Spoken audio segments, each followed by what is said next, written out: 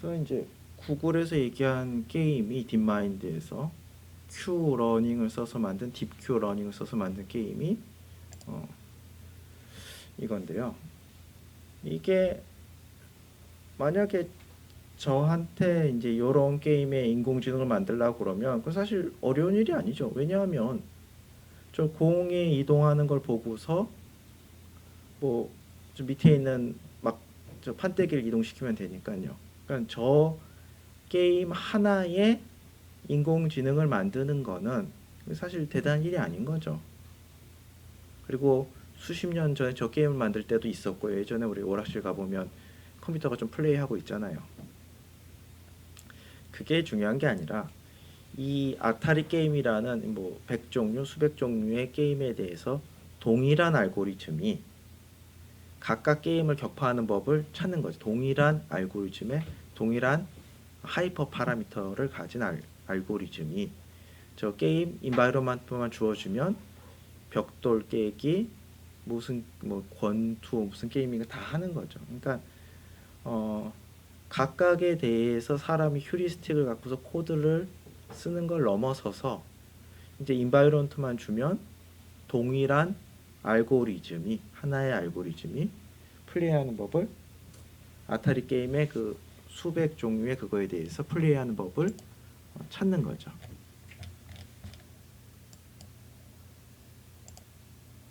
그래서 최근에는 어, 이런 복잡한 데까지도 올라갔죠. 그래서 이제 알파스타 해가지고 이런 아타리 게임의 그 수준을 넘어서서 이런 복잡한 이건 뭐 사람도 이 게임을 제대로 플레이하기 위해서 배워야 되는 시간이 뭐 굉장히 길죠. 그렇죠?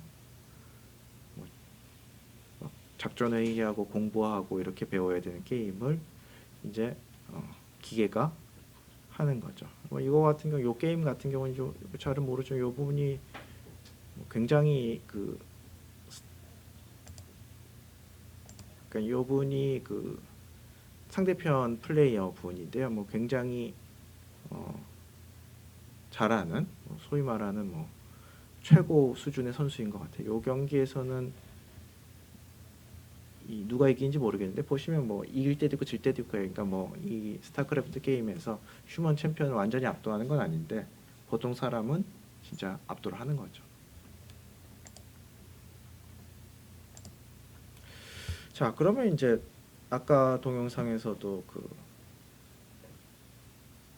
제너럴 퍼포즈 인텔리전스 얘기가 계속 나오고 그다음에 아타리 게임 같은 경우도 뭐 이렇게 100종류 이런 게임에 대해서 어, 하나의 알고리즘이 그러니까 하나의 알고리즘인데 뭐 이제 벽돌 깨기 인바이러먼트를 주면 벽돌 깨기를 뭐 하루 밤 하고 나면 잘하게 되고 하나의 알고리즘은 차 운전하는 거 알고리즘 인바이러먼트를 주면 잘하게 되고 굉장히 제너럴 퍼포즈고 굉장히 어려운 상황 뭐 바둑 그다음에 이제 스타크래프트 이런 거에서 동작하는 걸 보면 이제 누구나 희망이 부풀게 되죠. 아 이거면 모든 게 다 해결이 되는가? 그럴 수도 있겠다. 강화학습 써서 다 해결하자. 근데 그게 이제 꼭 쉽지만은 않은 상황인데요. 우선 적용하기 어려운 것들은 이제 요 슬라이드 이제 뒤쪽에 또 있고요. 우선 배우는 것부터가 쉽지가 않아요. 왜냐하면 이게 굉장히 테크니컬한 토픽이고요. 예, 수학이 우선 딱 가로막고 있는 거죠. 그 다음에 이게 단순히 뭔가 이렇게 해가지고 이렇게 설치해서 이렇게 준비해서 이 버튼을 누르면 된다. 뭐 딥러닝도 사실 이렇게 단순하진 않지만 뭐 딥러닝 같은 경우는 약간 그런 느낌이 있죠. 데이터를 모으고서 이런 뉴럴 네트워크에서 학습을 진행하면 얘가 그걸 흉내낸다.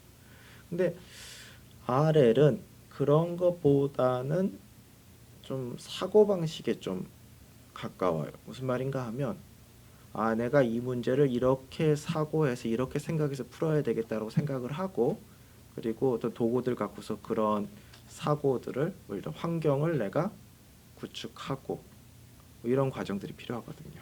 그래서 이 사고 방식을 배워야 되고 그다음에 그 사고 방식을 실현하는 어떤 툴들을 배워야 되는데 이 두 개가 머릿속에 섞여 들어가기가 딱 좋죠.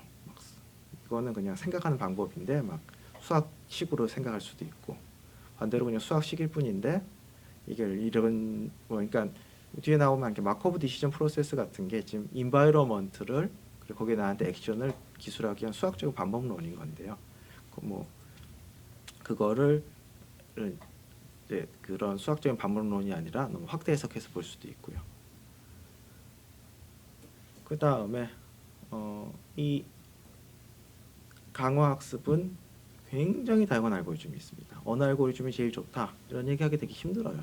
각각의 알고리즘이 요구하는 바가 다르고, 그 다음에 가장 핵심적인 부분은 시뮬레이션에 대해서 얼마만큼 해야 되는지 그런 게 다 다르고, 그 다음에 이제 특히 이제 모델 기반의 방법 같은 경우는 그 모델이라는 거에 대해서 이제 사람이 얼마만큼 알고 있느냐 이런 거에 따라서 적용할 수도 있고 아예 적용 못할 수도 있고 굉장히 갈리는 거죠.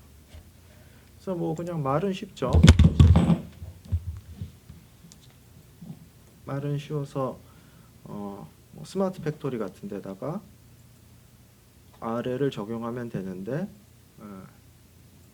뭐 마코브 디시전 프로세스로 모델링을 하고 폴리시 그레디언트로 뭘 하고 이런 게 이제 사실은 이 수식과 이 현실과의 괴리가 엄청나게 느껴질 수가 있는 거죠.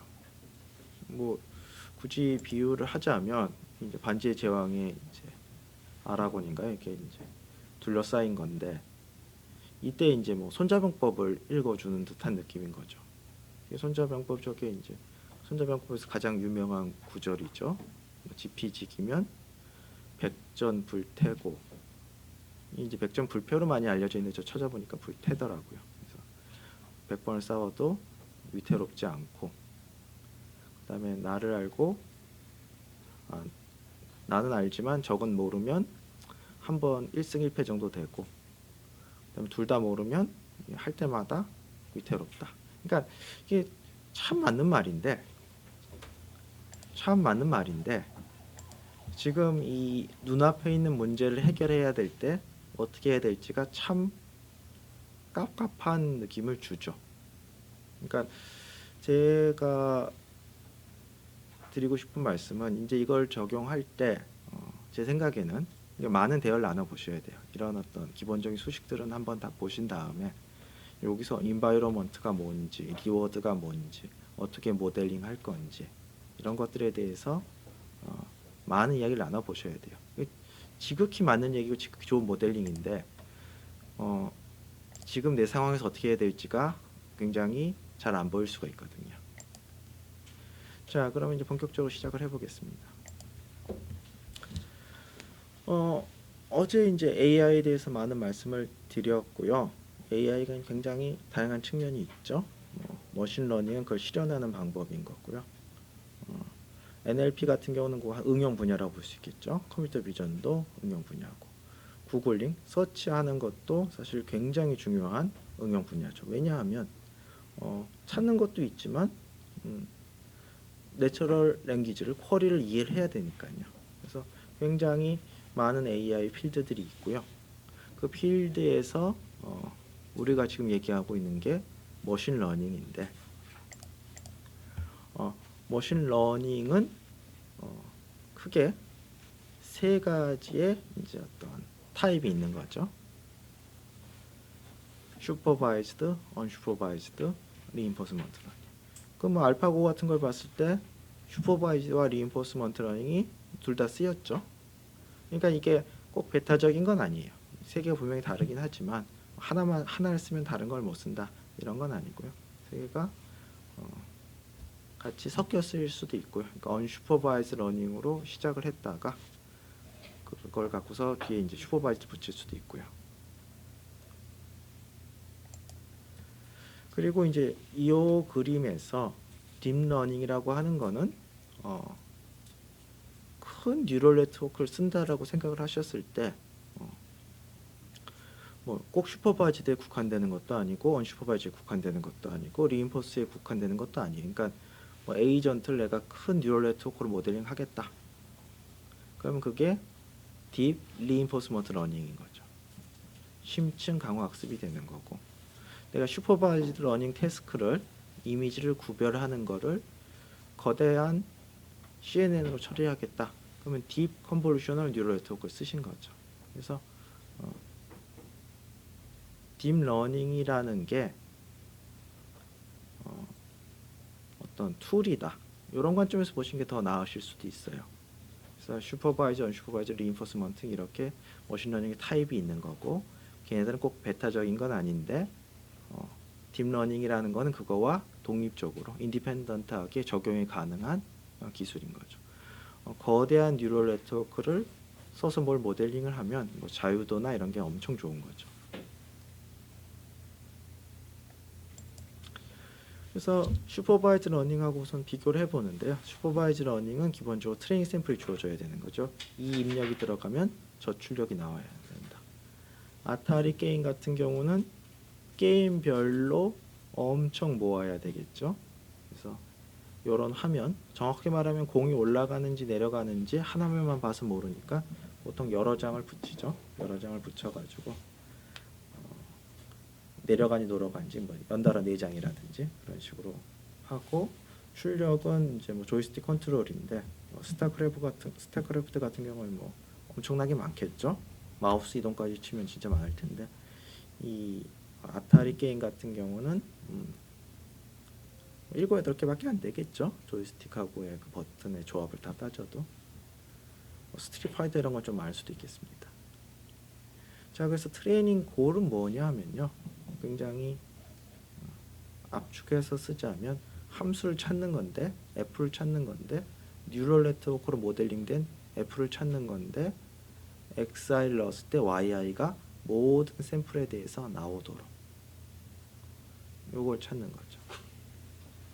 그래서 요걸 많이 모아서 트레이닝을 하면 슈퍼바이즈 러닝이 되는 거고요. 그래서 조금 더 정확하게 표현하면 게임 스테이트가 한 이미지 한 4장 정도 되면 좋겠죠. 이 스테이트라는 개념이 굉장히 중요합니다. 스테이트라는 게 현재 상황 정도라고 생각하시면 되고, 이 인바이러먼트 내부에 감추어져 있고 뭐 보일 수도 있고, 하여튼 그 미래를 결정하는 상황이 되는 거죠. 이제 그 방금 말씀드린 게 이제 슈퍼바이즈드 러닝 세팅으로 그 아타리 게임을 하는 건데, 게임이 100종류가 있으면 저 샘플을 다 100종류 다 모아야 되는 거죠. 100개의 게임에 대해서 다 잘하는 사람을 초청해 가지고, 그리고 100개를 다 독립적으로 트레이닝을 해야 되는 거고요. 근데 이제 강화학습 컨셉에서는 그냥 하나의 트레이닝 알고리즘이 있는 거고, 여기에 1번 게임을 여기다 놓으면 1번 게임을 잘하는 법을 배우게 되는 거고, 2번 게임을 놓으면 2번 게임을 잘하는 걸 배우게 되는 거죠. 이게 에이전트라고 하는 거고요. 강화학습은 이 에이전트가 환경이 주어져 있을 때 액션을 취하는 방법을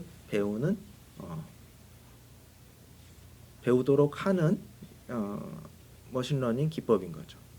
환경이 주어졌을 때 이 환경에서 리워드라는 숫자를, 바둑 같은 경우는 승패 1하고 마이너스 1이겠죠. 리워드라는 숫자를 누적한 값이 앞으로 받을 값을 다 합친 거를 최대로 하는 액션들을 에이전트가 할 수 있도록 에이전트를 가르치는 에이전트를 만드는 머신러닝 기법인 거죠. 만약에 에이전트를 우리가 딥 뉴럴 네트워크로 모델링 했다면 이 딥 뉴럴 네트워크에 스테이트를 넣었을 때, 뭐 아니면 옵저베이션을 넣었을 때, 스테이트와 옵저베이션의 차이에 대해서는 뒤에서 다시 말씀드리겠습니다. 스테이트를 넣었을 때 어떤 액션을 취해야 될지 튀어나오도록 뉴럴 네트워크를 잘 학습하는 기술이 되는 거죠. 그럼 좋은 액션이란 뭐냐? 앞으로 이 에이전트가 받게 될 리워드의 합이 최대가 되는 거죠. 그러니까 인바이러먼트는 요 리인포스먼트 러닝에서 인바이러먼트는 딱 주어져 있다고 보시면 됩니다. 인바이러먼트는 뭐 거기 확률적인 요소가 있어서 뭐 할 때마다 조금씩 바뀔 수는 있지만, 제가 그거를 뭐 바꾼다든지 안에 들어가서 뭐 할 수는 없는 거고, 인바이러먼트는 딱 주어진 거고, 제가 하는 거는 거기서 액션을 취하면서 스테이트와 리워드를 관찰하는 거죠. 여기 딱 주어진 규칙인 거고요. 굉장히 많은 특징들이 있습니다. 가장 중요한 특징은 슈퍼바이즈 러닝 같은 경우는 요게 들어가면 요게 나와야 돼 라고 액션이 딱 정해지는 거죠. 요게 들어가면 요게 나와야 돼 라고 액션이 정해지는 거죠. 그렇지만 강화학습은 무슨 액션을 취해야 될지 얘기해 주지 않아요. 그러니까 네가 액션을 알아서 해 딱 얘기를 하는 거죠. 그러다 보니 이 강화학습 에이전트는 이것저것 해봐야 되는 거죠. 그러니까 트라이얼 에러로 이것저것 찔러보면서 좋은 전략을 찾아야 되는 거죠. 그 다음에 이게 보답이 바로 나오는 게 아니에요. 그러니까 바둑 같은 경우는 사실은 100개, 200개의 액션을 취하는 동안 리워드가 한 번도 나오지 않죠. 그러니까 뭐 굳이 얘기하자면 바둑은 게임 중간에 리워드가 항상 0이 나오는 거예요. 0, 0, 0 계속 뭘 하든가 0, 0, 0이 나오다가 맨 끝에 한 번 플러스 1, 마이너스 1 한 번 딱 나오는 거죠. 그러니까 내가 100번 전에 한 걸 잘했는지 150번에 한 걸 잘했는지 이게 굉장히 혼란스러운 거죠. 이게 딜레이드 리워드인데요. 이게 이제 굉장히 힘든 일인 거죠. 결국은 엄청나게 많은 사람이라면 뭐 연역적으로 생각을 해서 뭐 이럴 수도 있겠지만 단순히 알고리즘 측면에서는 엄청난 트라이얼 에러를 해야 되는 거죠. 그리고 그거를 exploit이라는 표현을 쓰는데 exploit은 리워드를 많이 얻어야 되니까 이렇게 하면 리워드를 많이 얻는다고 파악한 방법을 반복하는 거고 explore는 안 해본 것들을 해봐서 새로운 가능성을 찾아보는 거죠. 네.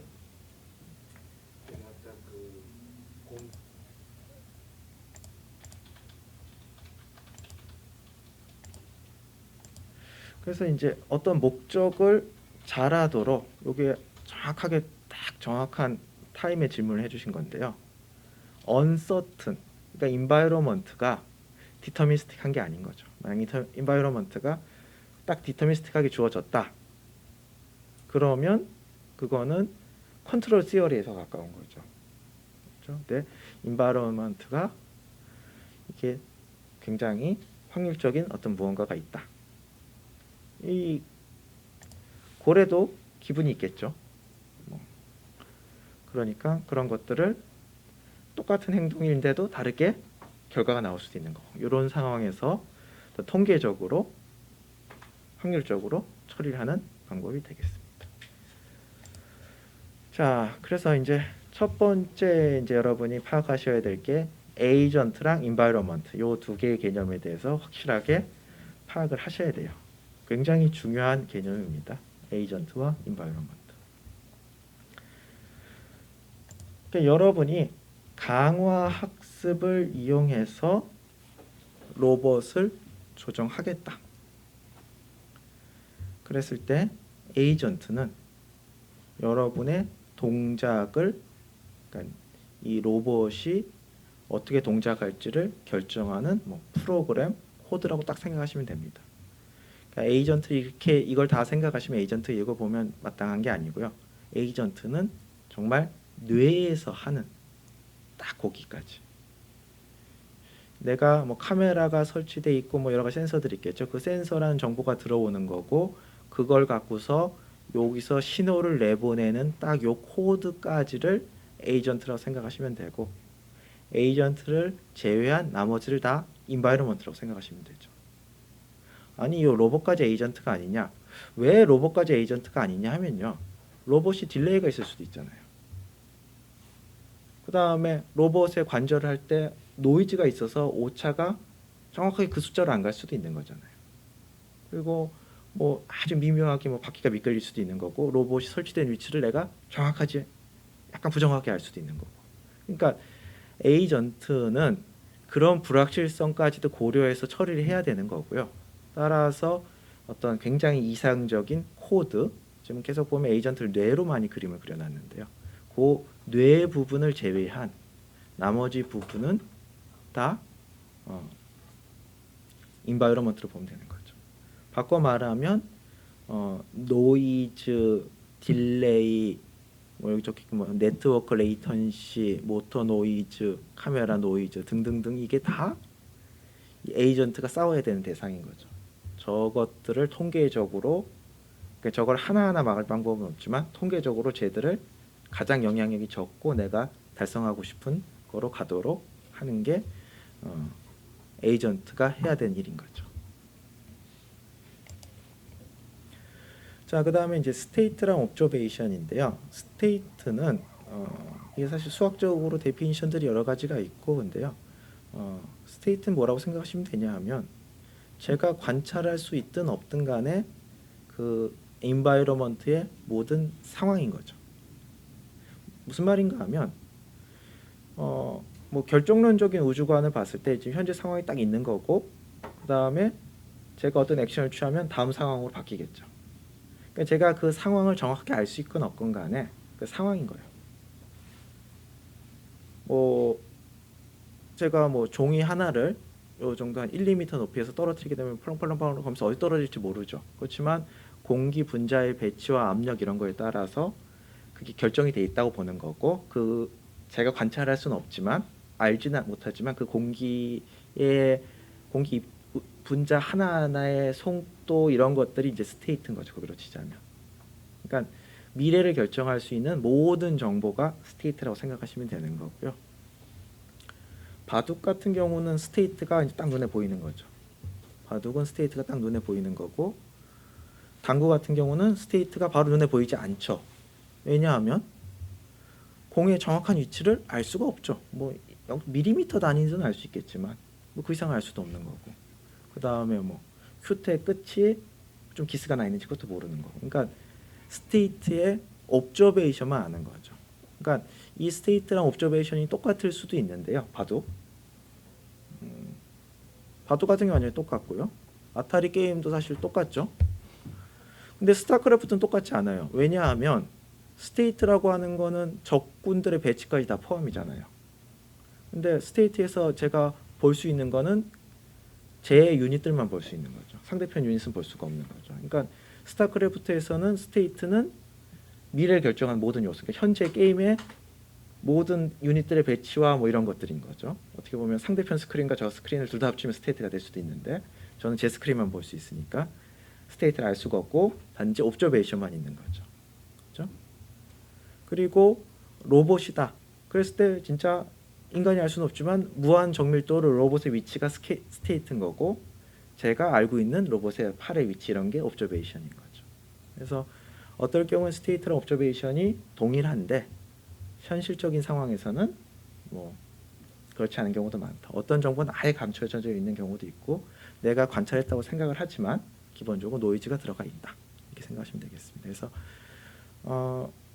제가 뭐 스테이트랑 옵저베이션이라는 말을 이렇게 가끔 섞어 쓰는데요. 잘 새겨 들으시면 되고, 그러니까 정확하게 말하면 스테이트를 갖고서 다음 단계 예측하는 게 아니라, 스테이트를 갖고서 액션을 예측하는 게 아니라 옵저베이션을 갖고서 다음 단계 예측하는 게 좀 더 정확할 수도 있죠.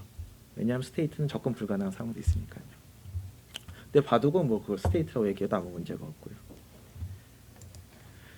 그래서 이제 이런 상황입니다. 자, 보시면 우선 에이전트가 스테이트를 이제 보는 거죠. 그리고 뭐 점수도 위에 있는 계기판 점수도 한번 보는 거죠. 그리고 에이전트가 생각을 하는 거죠. 그래서 뭐 내가 좀 더 똑똑하게 하려면 어떻게 해야 되는가. 그래서 이제 액션을 취하는 거죠. 그러면 인바이러먼트는 내부적으로 스테이트가 바뀌겠죠. 아니면 내부적으로 바뀐다라는 거는 그냥 제가 한 액션에 의해서 바뀌는 것도 있고, 어떤 그 내부의 메커니즘에 의해서 랜덤한 요소로 바뀌는 것도 있을 수 있죠. 예를 들어서 스타크래프트라면 상대편이 머리를 써서 움직이는 것도 스테이트 변화에 포함이 되는 거죠. 이거는 제가 전혀 할 수가 없는 거죠. 그냥 바뀐다 이런 것만 알 수 있는 거고요. 그래서 내부적인 상황이 바뀌는 거죠. 그러면서 새로운 옵저베이션을 보여주는 거죠. 새로운 화면을 보여주는 거, 스타크래프트 같은 경우는. 그리고 리워드는 스타크래프트 같은 경우 경기가 끝날 때까지 없죠. 그러니까 저는 알파 스타가 이거 나오는 거 불가능할 거라고 생각을 했었습니다. 왜냐하면 이게 경기가 끝날 때까지 리워드가 안 나오는데 도대체 뭘 배울 수 있을까 싶었는데요. 제 말이 조금은 맞고 조금은 틀렸는데 결과적으로 말씀을 드리면 알파 스타는 나왔고, 그럼 제 말 중에 조금 맞은 부분은 뭐냐? 건물 짓고 이런 것들은 알파 스타도 리인포스먼트 러닝을 해결을 못했어요. 빌딩 오더들, 이건 슈퍼바이즈 러닝으로 해결을 했습니다. 결국은 건물을 짓고 이런 거는 강화학습 이걸 돌려도 이제 학습이 안 됐던 거죠. 왜냐하면 너무 그 행동이 그 결과로 가는 게 너무 늦어졌어요. 그래서 이 건물 짓는 빌딩 오더는 슈퍼바이즈 러닝을 했고 유닛 컨트롤은 강화학습을 했으니까 뭐 제 말이 조금은 맞고 어쨌든 그랬지만 알파스타가 나온 거고요. 그러니까 그 방금 질문해 주신 것 같은 상대편의 플레이 같은 경우도 사실은 랜덤한, 우리가 통제할 수 없는, 거의 뭐 그냥 랜덤으로 봐야 되는 걸 수도 있죠. 그래서 이제 에이전트는 뭘 하느냐? 에이전트, 그러니까 우리가 맡은 부분인 거죠. 에이전트가 하는 거는 우선 인바이러먼트와 인터랙션을 하고, 이건 뭐 게임으로 치면 게임을 하는 거죠. 그 다음에 리워드를 보고서 내가 한 행동들을 평가를 하고, 여기서는 꼭 액션 하나 하고 평가한다는 뜻은 아닙니다. 액션을 뭐 3일 정도 하고 평가한다는 뜻일 수도 있고, 스타크래프트 같은 경우는 게임을 하고서 결과를 보고 평가한다는 뜻일 수도 있고, 게임을 100번 하고 결과를 평가한다는 뜻일 수도 있어요. 근데 뭐 중요한 거는 액션을 하고 결과를 본다는 거죠. 그 다음에 그거를 종합해서 나의 액션을, 에이전트를 임프루브 한다는 거죠. 에이전트를 딥 뉴럴 네트워크로 모델링 했다면 딥 뉴럴 네트워크에 있는 파라미터들을 갱신한다는 뜻이겠죠. 그러니까 딥 뉴럴 네트워크로 옵저베이션을 갖고서 행동을 해서 그 결과들을 수집을 하고, 그 결과 수집한 거 갖고서 뭔가 내가 뉴럴 네트워크의 파라미터를 갱신하고 또 플레이를 하고, 이게 이제 진행되는 스텝인 거죠. 이게 뭐 저는 무슨 게임인지 이제 이름만 아는데 이게 백가먼이라고 그러나요? 이 게임이 뭐 이렇게 움직이는 건데 뭐 요즘 나이 드신, 그러니까 외국에서도 나이 드신 분들만 알고 젊은 사람들 잘 모르는 게임인 것 같은데요. 에이전트 딱 이렇게 생긴 거죠. 이건 정확히 말하면 밸류 네트워크인데요. 에이전트의 밸류 네트워크가 중요하게 들어갈 수도 있으니까요. 우리 뭐 알파고에서도 밸류 네트워크가 중요한 거죠. 그러니까 현재 상황을 넣으면 이 너의 승패의 그런 거에 대해서 위닝 프로버빌리티가 나오는 거거든요. 밸류 네트워크라고 하는 건데요. 그러니까 에이전트가 밸류 네트워크로 실현이 될 수도 있겠죠. 아무튼 여기서는 이제 이게 스테이트고 옵저베이션인 거죠. 왜냐하면 뭐 더 숨겨진 정보가 없으니까요. 그렇죠? 스테이트고 옵저베이션인 거고, 그리고 이게 뉴럴 네트워크인 거고, 이거를 에이전트인 거예요. 그래서 밸류를 보고서 내가 뭐 이렇게 하면 밸류가 바뀌는 거 보고서 다음 행동을 찾을 수도 있으니까요. 그래서 이렇게 만약 에이전트는 이런 구조인 거고, 에이전트에서 해야 될 일은 이 뉴럴 네트워크의 웨이트를 잘 결정해 주는 거죠. 아까 보셨던 아타리 이 DQN, 이제 딥 Q 네트워크라고, 그러니까 Q 러닝이라는 건데, 그러니까 그 딥러닝 방법 중에, 그러니까 리인포스먼트 러닝 방법 중에 한 가지 중요한 브랜치인데요. 우선 그건 됐고요. 뉴럴 네트워크를 우선 생각하시면 정확합니다. 자, 아까 말씀드렸듯이 이 게임의 스테이트는, 이 아타리 게임은 스테이트를 어떻게 표현했냐 하면, 지금 내가 본 화면, 조금 전에 본 화면, 예를 들어서 4장의 화면을 붙여놓은 걸 스테이트라고 본 거죠. 과거 4장 정도 있으면 미래가 결정이 되는 거잖아요. 아타리 게임 정도에서는. 그러니까 스테이트를 이미지 4장 붙여놓은 거를 보는 거죠. 그 스테이트를 넣게 되면 요거는 뭐 이제 용어들 다 나옵니다. Q 밸류가 나오게 되는데, Q 밸류 뭐냐 하면 내가 업 버튼을 눌렀을 때 앞으로 받게 될 점수, 다운 버튼을 눌렀을 때 앞으로 받게 될 점수, 파이어 버튼을 눌렀을 때 앞으로. 만약에 조작 키보드가 내가 할 수 있는 게 10종류다 그러면 출력 10종류가 나와야 되겠죠. 그 중에서 저는 뭘 하면 되냐 하면 가장 숫자가 높은 걸 하면 되는 거죠. 그래서 요 뉴럴 네트워크가 좋은 파라미터를 가져서 요 값들을 정확하게 예측한다면 그걸 갖고서 게임을 플레이 시키면 되니까요. 그러니까 요게 에이전트가 되겠습니다. 그래서 에이전트의 개념은 확실하게 잡고 가셔야 되는 거고요. 그리고 우리가 지금 딥 리인포스먼트 러닝을 주로 얘기하기 때문에 에이전트는 그냥 뉴럴 네트워크 꼴이라 라고 생각하셔도 거의 정확합니다. 그리고 에이전트를 학습하는 거는 기본적인 큰 스텝은 에이전트 지금 있는 거로 랜덤 초기화된 거로 게임 플레이, 게임 기록 많이 모았다가 그거 분석해서 에이전트 파라미터 업데이트, 또 게임 플레이 이거를 내가 원하는 만큼 무한 반복시킨다. 큰 틀에서 그렇게 보시면 되겠습니다. 그러니까 지금 드론 얘기를 어제 하셨는데요. 만약에 시뮬레이터로 하신다 그러면 가능성이 좀 있죠. 시뮬레이터로 하신다면 가능성이 있는데 진짜 드론을 날려서 하시겠다.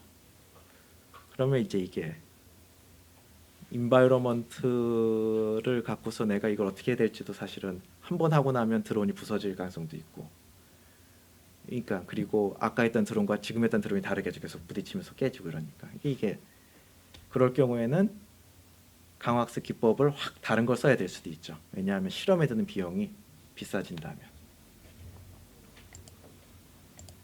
자, 그래서 지금 에이전트의 역할에 대해서 말씀을 드렸고요. 이제는 에이전트와 인바이러먼트의 인터랙션에 대해서 말씀을 드리겠습니다. 이제 사고방식에 대해서 우선 연습을 하는 거고요.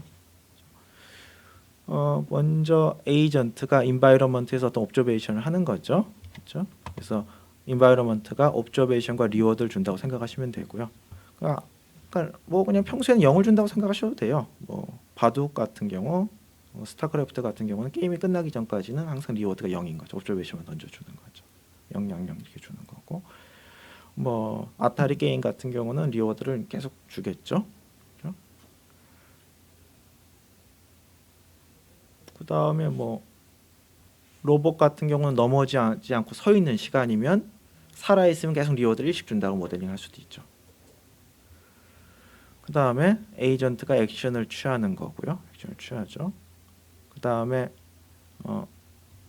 인바이러먼트는 내부 스테이트와 그리고 받은 에이전트가 한 액션의 결과로서 스테이트가 업데이트가 되는 거고, 그 과정에서 새로운 옵저베이션과 리워드를 주는 거죠. 이게 이제 에이전트와 인바이러먼트의 그 관계인 거죠. 그래서 뭐 처음에는 굉장히 단순한, 처음에뿐만 아니라 이 과목 전체가 굉장히 단순한 예제로 이루어져 있을 텐데요. 굉장히 스테이트가 3개 있는 걸 생각해 보겠습니다. 스테이트가 0번, 1번, 2번이 있고요. 스테이트가 딱 3개 있는 거죠. 그 다음에 1번에서 시작한다고 생각을 하겠습니다. 그리고 목표는 2번 스테이트로 가는 거예요. 2번 스테이트로 가게 되면 1점을 받게 되는 거고요. 0번 스테이트로 가게 되면 지는 거죠. 그래서 뭐 0번 스테이트로 가면 리워드가 0이라고 생각하셔도 좋고요. 그래서 그럼 어떻게 하면 되죠? 이 상황에서 최선은 사람이 봐도 딱 알죠? 2번으로 이동하면 되는 거죠. 오른쪽으로 가라. 그럼 최선인 거죠. 근데 여기에 슬리플리, 미끄러운 거죠. 내가 오른쪽으로 가고 싶다 오른쪽으로 갈 수 있는 게 아니에요. 오른쪽으로 가려고 하면 오른쪽으로 가지만 20%의 확률로는 반대 방향으로 가는 거죠. 이제 이런 식의 모델링이 상대편이 뭘 할지 모른다라거나 내가 관찰을 했을 때 그 관찰 결과가 스테이트를 반영하기 충분하지 않다, 이런 걸 반영하는 거죠. 만약에 관찰 결과가 스테이트를 전부 다 반영했다 이러면 이런 것도 좀 디터미스틱하게 되겠죠. 근데 그렇지 않은 거기 때문에 그거를 다 확률로 처리를 하는 건데요. 이게 뭐 저 같은 경우는 뭐 맨날 들여다보는 게 확률이라서, 그러니까 저 관점에서 말씀을 드리자면 우주가 적어도 거시적으로는 디터미니스트한데 뭐 논리너 텀이라든지 관찰이 정확하지 않다든지, 그래서 잘 통제가 안 되는 부분들을 그냥 확률 텀으로 이렇게 처리해 놓는 거죠. 그러니까 제가 아침에 일어나서 여기에 학교에 도착하는데 운전 시간이 얼마인지는 우주는 결정돼 있지만 저는 그걸 계산할 방법이 없기 때문에 그냥 평균 얼마고 표준 편차 얼마고 이런 식으로 표현을 하는 거죠. 그러니까 이 확률이라는 게 뭐 진짜 확률적이냐 이렇게 생각하시는 것보다도 이 내부에 일어나는 그 수많은 일들을 내가 다 처리해서 그거를 디터미니스틱하게 계산할 방법이 없으니까 지금 내가 하시는 최선은 확률 텀으로 퉁치는 거죠. 이걸 만약에 더 정밀하게 모델링할 수도 있겠죠. 아무튼 그래서 1번에서 어떻게 모델링 되냐면 이제 미끄러운 바닥에서의 모델은 여기서 내가 할 수 있는 액션이 라이트로 가는 거가 있고 레프트로 가는 거가 있는데 보시면 스테이트 1에서 액션이 레프트로 가는 거, 스테이트 1에서 액션이 라이트로 가는 게 있고요. 그다음에 스테이트에서 액션 레프트로 가더라도 결과는 홀로 갈 수도 있고 골로 갈 수도 있는 거죠. 홀로 가는 거는 0.8, 그 골로 가는 거는 0.2.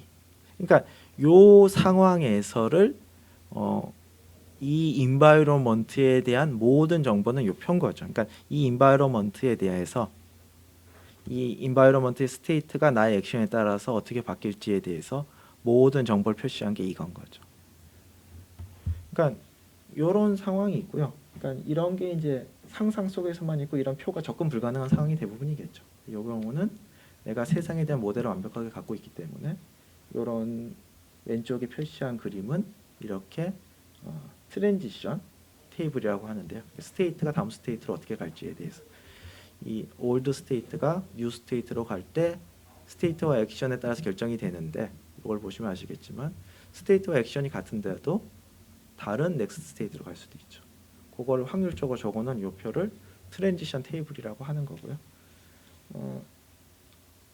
이게 어떻게 보면 가장 간단한 인바이러먼트의 모델인 거죠.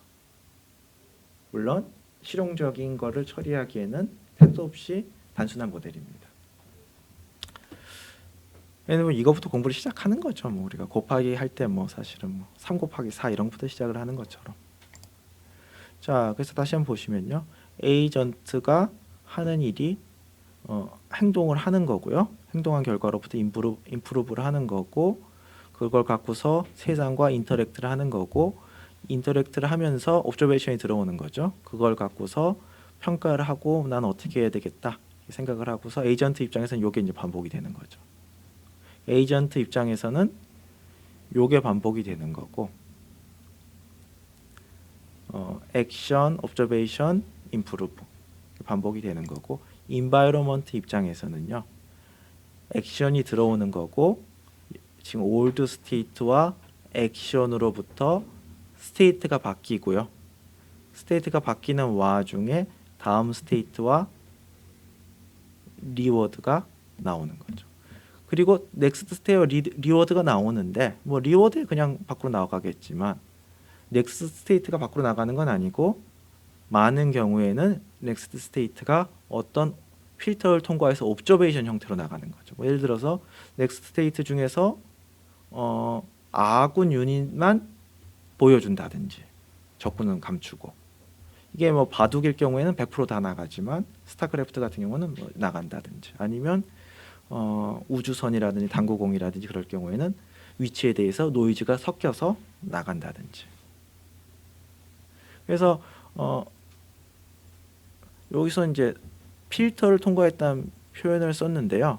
어떤 문제는 인바이러먼트의 트루 스테이트가 에이전트한테 가지 않는다. 그렇죠? 인바이러먼트의 트루 스테이트는 못 볼 수가 있는 거죠. 그래서 지금까지가 인바이러먼트랑 에이전트의 설명을 드렸고요. 자, 요거는 조금 쉬었다가 진행하도록 하겠습니다.